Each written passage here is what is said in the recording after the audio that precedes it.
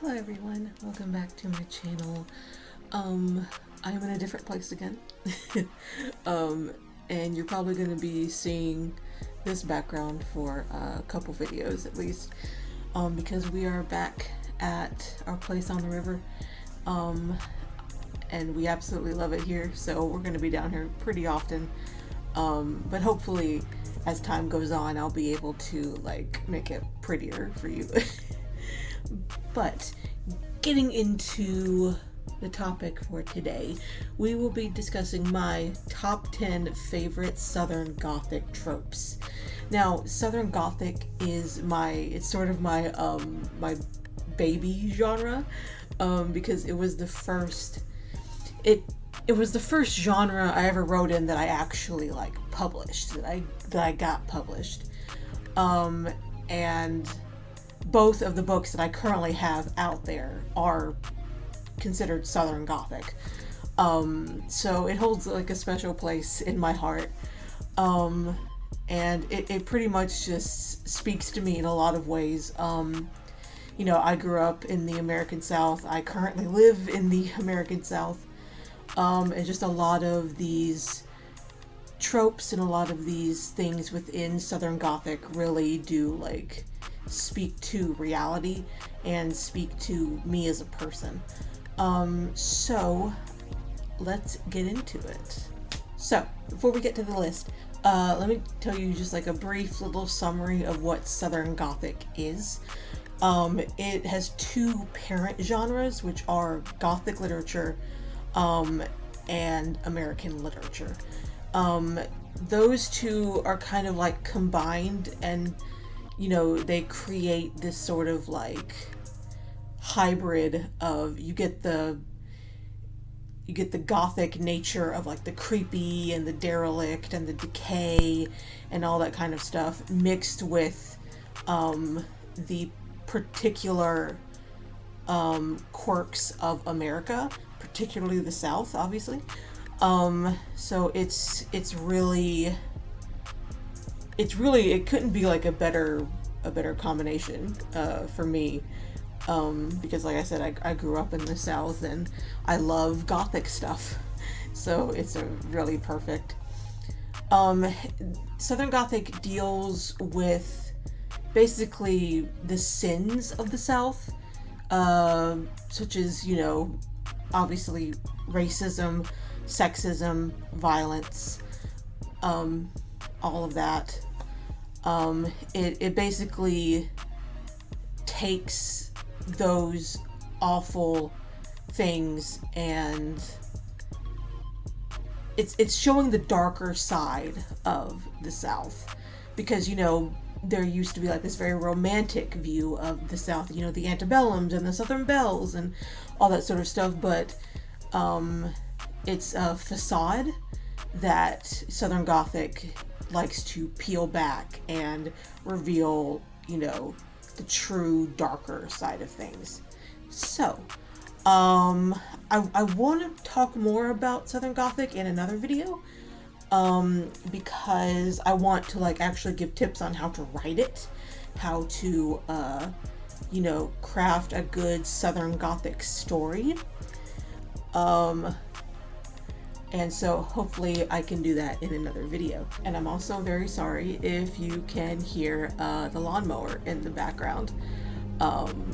There's not really a great place to film because, there's going to be work outside. So hopefully you don't get too disturbed by that. Alright, so number 10, setting. Now, obviously, this might sound like a cop-out because, it's Southern Gothic. Obviously, the setting is just, what it is. But I do love the American South setting. Like I said, I've grown up in the American South. I know its quirks. I know its, the way things work. I have a particularly solid connection to it. In a lot of ways, which will become more clear as the list goes on. But Southern Gothic literature is set in the American South. There's very few, if any, deviations from the American South where this takes place. The setting is often surrounded by things like decay, like I said, like before, about, the essential, what the stories in Southern Gothic are about. Another setting is that it's incredibly hot in the South, so the heat becomes a sort of trope in and of itself, because the South is extremely hot. So it sort of becomes, I would say, even like its own character, its own like environmental anthropomorphized character, because it creates this sort of tension.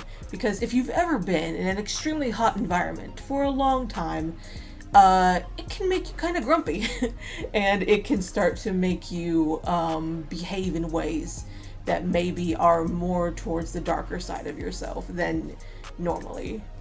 And of course, cicadas. Cicadas are the creepiest thing to me.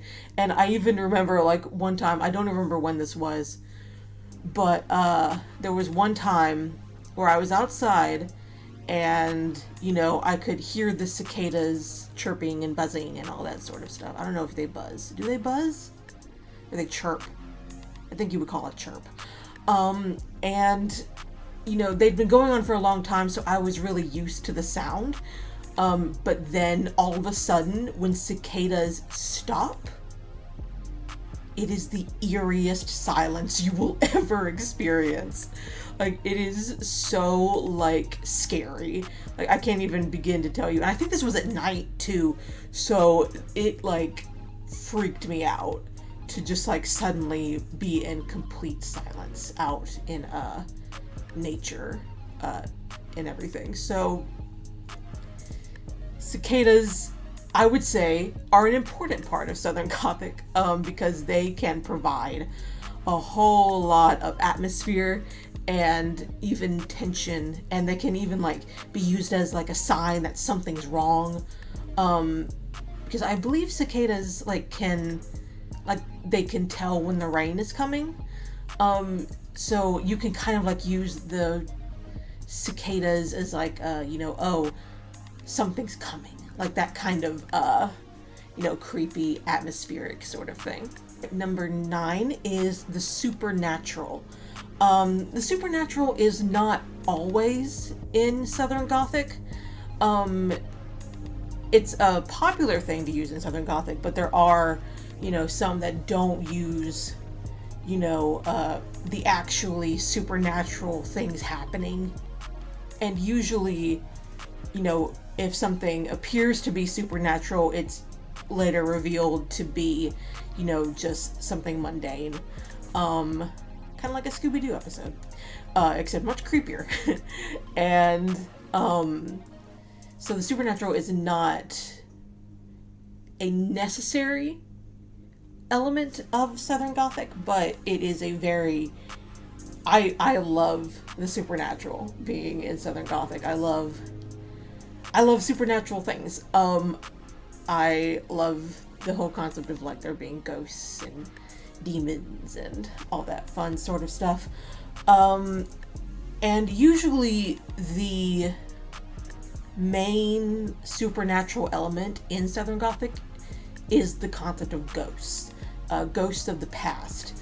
Ghosts that are representative of that old, long forgotten time of the American South's glory, and as well as the American South's sins. There's the ghosts can be like representative, as like a sort of like not really a real supernatural thing, but more of a thing that someone sees that sort of like triggers their mind and is just like, oh yes, this is for this sin of my past or something like that. All right, number 8 is what I call the return from the outside, which is basically a former resident of the southern town, the small southern town. Usually they grew up there, becomes an adult, and they leave the town for, reasons, how everyone wants to get out of their small town, to try and make it big or things like that.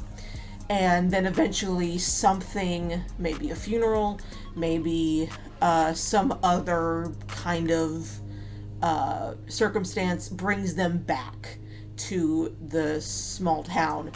And the people of the town no longer see that person as one of them. They see them as an outsider. And in the American South, the outsider is in a lot of danger. It's very dangerous to be an outsider and not in the group, because another thing about Southern Gothic literature is that it's about isolation and alienation. So basically, it makes for good conflict and good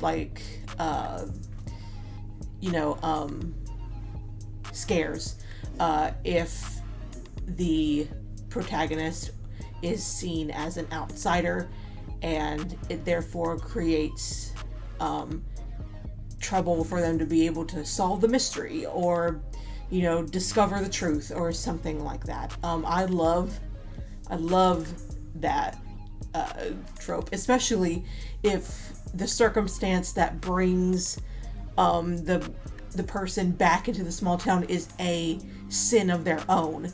I think of Riley from the show Midnight Mass. Midnight Mass, by the way, love it. If you haven't seen it, you should absolutely check it out. It's basically that. It's basically like a guy from this small town. Something horrible happened. He did something bad, and he has to come back to his hometown to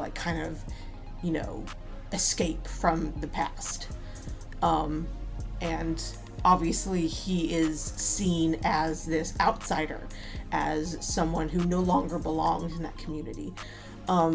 So Return from the Outside, one of my absolute favorites. Number 7 is Eccentric Characters.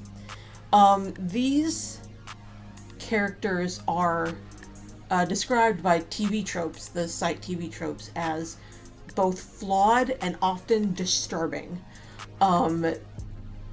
You can basically look at any of Flannery O'Connor's stories, and you can pick a character at random, and that character will be the eccentric, just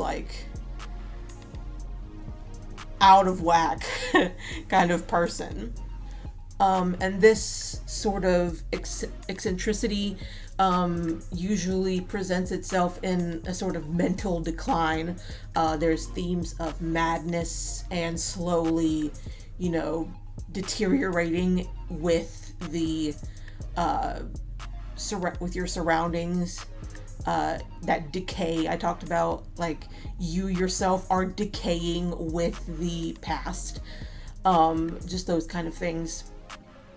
And I love writing eccentric characters because basically they can kind of do whatever. And my favorite part of an eccentric character is when, they say something and you think it's just gibberish when you first hear it, but then something happens later that you think back on and you're like, oh, that was foreshadowing to this plot point in the story. I love stuff like that. So yes, eccentric characters are a must-have. Number 5 is magical realism. Magical realism is basically you have a very mundane setting. very realistic, nothing fantastical or anything, but then you bring in an element of, magic, or sometimes even the supernatural, that changes things. It makes things seem bizarre. One example of this from my own books is in Judgment at Havel Rock.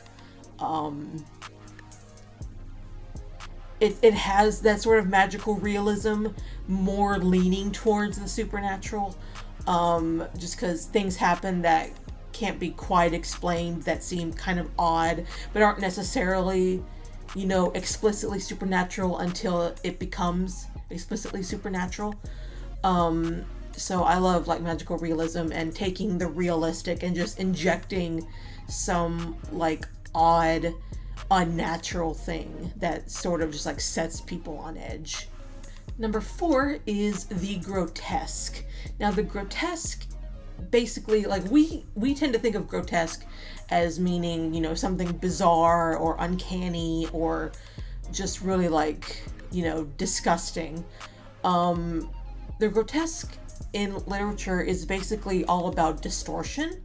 It's all about mostly with like the human body. Like you see like a human like creature that looks like a normal person, except there's this one thing about them that is so distorted that it makes you both recognize it as something kind of human, but not really human.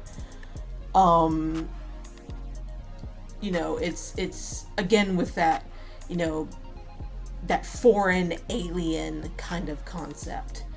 And the grotesque can be used to either elicit, disgust, or it can elicit sympathy and empathy. Like you take like the most famous Frankenstein's monster. That it's grotesque because it is so it's not human enough, and it's outside of nature's bounds. But you feel bad for it. You feel the sympathy for it. Of course, there are other examples where, you're just disgusted when you see this thing because it's outside of nature. It's outside of the normal bounds of things. It's, ugly in a way that is unfamiliar. And that really, drives it home of being grotesque. All right, we are in the top 3. And these 3 are just so good for Southern Gothic, and I love all of them equally. It was actually really difficult to like actually number them, because I love all of them so much, and they all have to do with each other, in like they're connected in very tightly. So it's just like a matter of just like really just like picking it apart and getting several things from it. So number 3 is religious horror. My beloved. It's basically, normally it's, because it's the American South, it is a religious horror surrounding the religion of Christianity. And in religious horror, it's either they make, Satan the big bad, like he's come and like he's, destroying the town or whatever, or they take the approach of making God the big bad, the villain of the story. And either way you go with that can be interesting, especially like thinking of God being the villain of the story.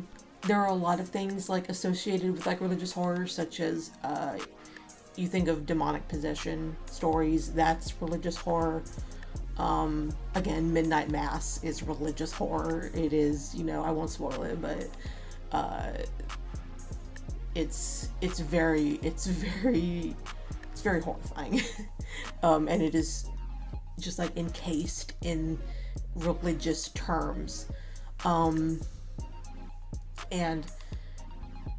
I really love religious horror, because, like I've stated before, I am religious, and just the concept of taking this thing that I believe to be good, that I believe to be inherently sacred, and twisting it and turning it into something evil. That is just a very fascinating concept for me. And I remember I was in like a critique group for one of my stories, and it's actually the story I'm working on now, the book I'm working on now. And basically someone said, you understand what is scary about religion, and it's not God, it's people. And the people's interpretation of God. Obviously when it comes to that, it comes from a very real place for me. It comes from a place where I've seen, Christians behave in ways that are just anti-gospel, and just, that I believe is incredibly against the very nature of God, as I believe in him. So it's a very special place for me. I've grown up religious. I grew up a Southern Baptist kid, and I've always been extremely involved in the church, extremely involved in those kind of activities, and when you're that involved, you get to see beyond the facade, and you get to see things that maybe you didn't want to see, and it can be very terrifying. And it is the people that are scary, and not necessarily anything supernatural, which is, a terrifying reality.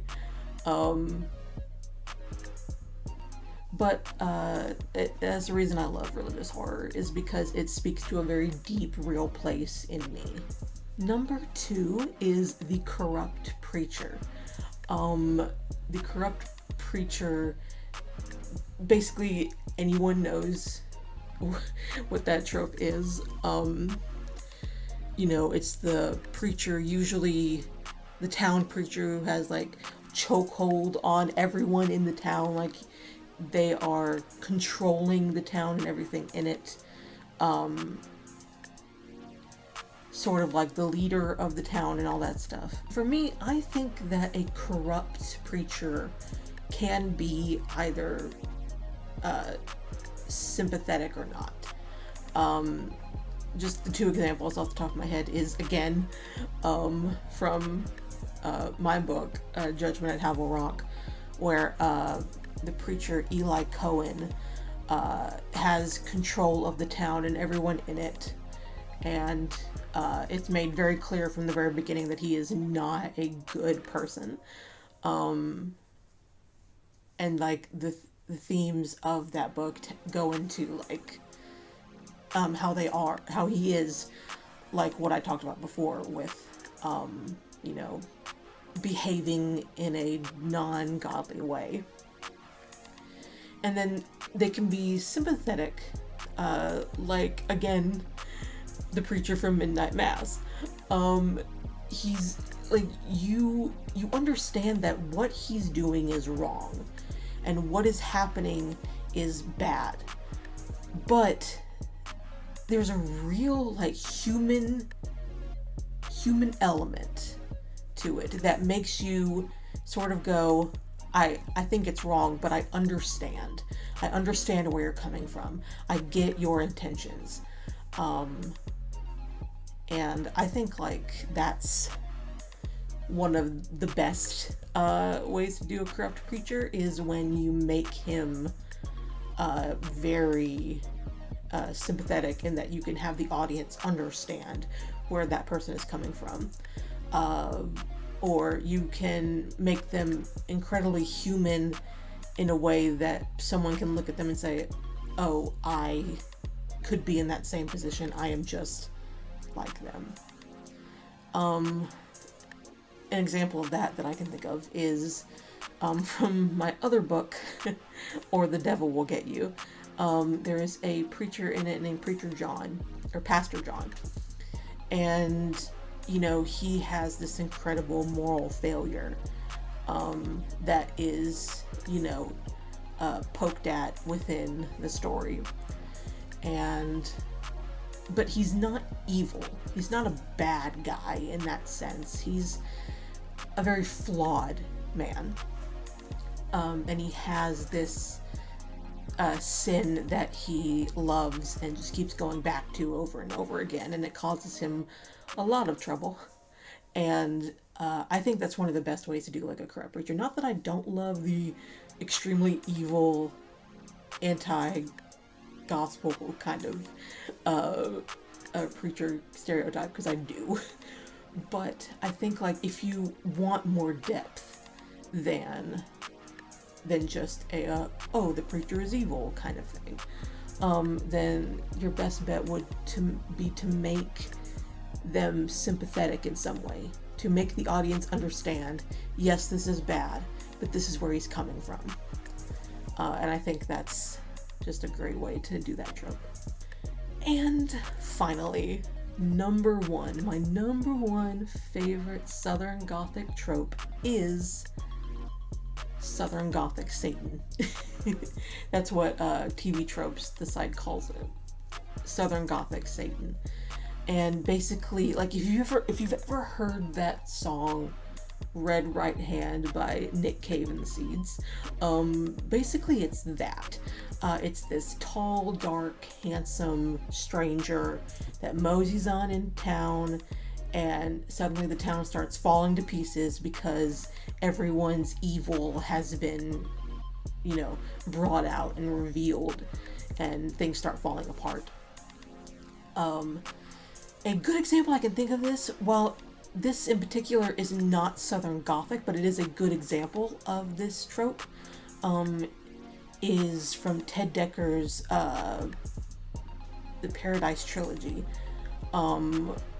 where the villain is a man called Marsuvius Black, and he walks into the small town of Paradise and causes trouble, stirs up everything, basically causes it to burn down to the ground, because he's revealing all the true darkness inside everyone in the town, and inciting them to behave in ways that normally they wouldn't behave.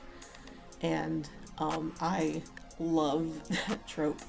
I love this idea of, you know, there being a facade, and then someone comes along who draws out the inner beast and draws out the inner depravity.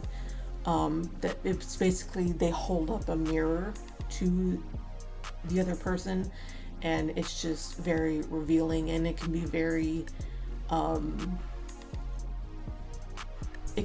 personal, and it's kind of scary when you identify with what they are revealing, and like you kind of like identify with the person who is acting in this depraved manner, because you're like, oh, I have that too, and that could be me.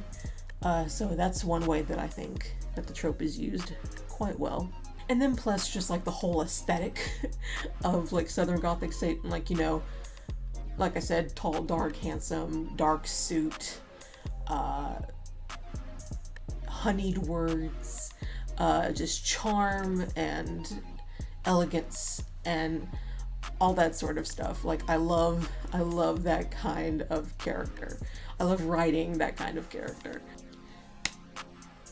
I've clapped a lot in this video. Like I've I've just been clapping. But that is my top 10 Southern Gothic tropes.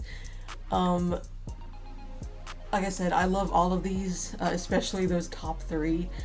I love Southern Gothic and what it does, how it's a genre that reveals things about reality. And I am continuing to write in Southern Gothic with my upcoming project. Obviously I can't like talk about it too much because like I'm still writing it, I'm still getting details together, but it is another Southern Gothic novel that I hope will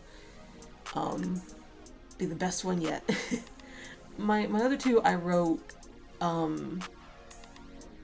like in 2019 and 2020, and while I stand by them and I think they are good, and I think that, you know, I don't think they're trash or anything like that. I just know that I, as a writer, you know, had to learn some things and had to kind of grow and hone my craft and things like that. So I think that knowing what I know now, the book that I'm going to release is going to be even better. It's going to be probably like my Southern Gothic masterpiece.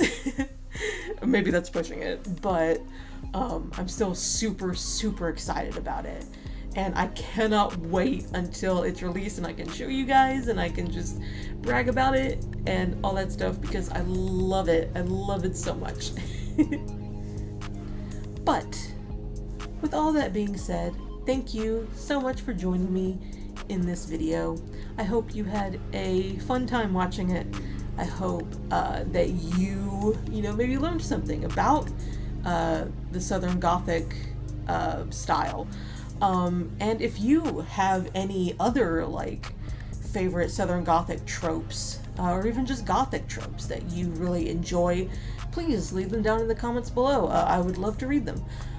Please don't forget to like, comment, subscribe, all the fun YouTube things, and I hope you have an absolutely wonderful day.